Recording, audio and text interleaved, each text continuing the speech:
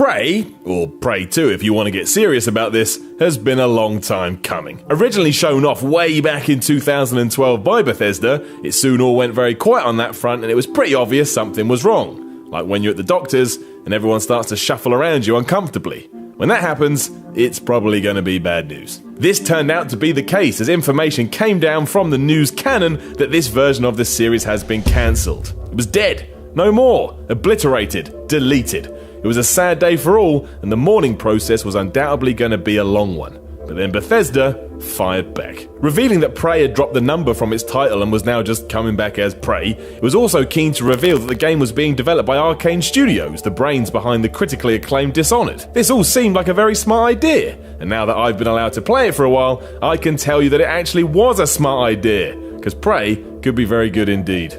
Using intrigue and confusion to hook you in, the opening moments are nothing short of fascinating. Much like Half-Life or Bioshock, Prey's biggest success is how captivating its first moments are. Instead of just hitting the go button and throwing you into utter carnage, Arcane has decided to push its narrative hard and keep you guessing straight away. That means within 15 minutes it's clear something is off, and the more it all starts to come together, the more information you just have to know. It's a wonderful way to begin, because even if you have no interest in the previous entries, or couldn't give a damn about this up to release, you're probably going to start caring right off the bat. That's not an easy feat to achieve, but it's most definitely been achieved here. The challenge will be then if the developer can keep this up for an entire game. The opening hour of Prey manages to do this almost effortlessly, but it's imperative this feeling of needing to know what's actually happening remains from beginning to end. It's too appealing and too much fun to all of a sudden disappear. If it ever falls back into bog standard, go here, do this, kill that thing territory, there will definitely be some tears. Mostly from me.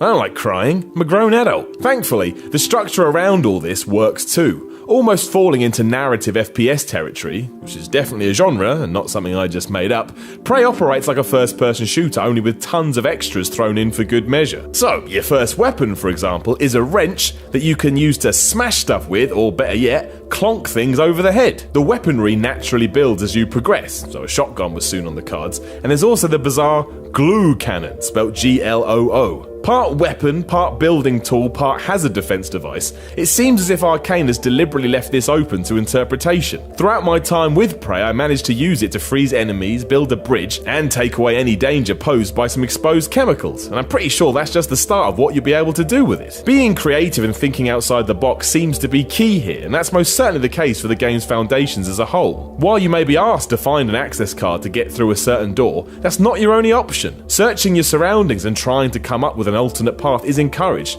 and you'd imagine the glue cannon ties right into that. What can I do with the situation in front of me to progress? That's the only question you need to ask yourself. From there, it's just a matter of figuring it all out. All this makes Prey feel very grounded too, but there is a crazy part, and that comes in the form of what you're fighting. I don't want to give away too much of the story here, because that's half the fun, but the fact you're in space trying to deal with an alien threat does allow Arcane to have some fun in terms of what you're actually going up against. There's a whole narrative behind what these things are too. For now we'll just call them black blobs of death, but they feel very different to your usual FPS enemy. Hopefully they do evolve a bit over time, as the smaller ones you're forced to face early on are more of a nuisance than anything else, although it is ridiculously fun to time a swing with your wrench correctly and just nail them in the face, and combat by and large is satisfying. Outside of all of this, there's the usual hoopla as well, so you have a stamina bar to try and make you think about your actions a bit more, a crafting system of sorts, and everything here is basically semi-open world. I don't mean that you're going to be wandering around a GTA-like city, but there's no step-by-step missions. You are free to go where you fancy, often being blocked off, often having to go back to where you've already been, and often needing to work out where to go next. Immersion is the headline in all senses. As you've probably figured out, all of the above translate to there being no connection to previous titles, but that has got to be for the best. What Arcane seems to have created here is a game that wants to be both smart and appealing at the same time. When that combination is done right, it's hard not to go straight into the Game of the Year contender bucket. Now, I'm not saying we should get that bucket already, it's only February for goodness sake, but I am saying that as openings go, I don't think that everyone involved could have got it more right than they have here. It does need to evolve and show more of its hand, but the only way to see if that's the case is to play it, and right now, I very much do want to play it. So the idea of the preview worked. It's like giving me some cake and then taking it away.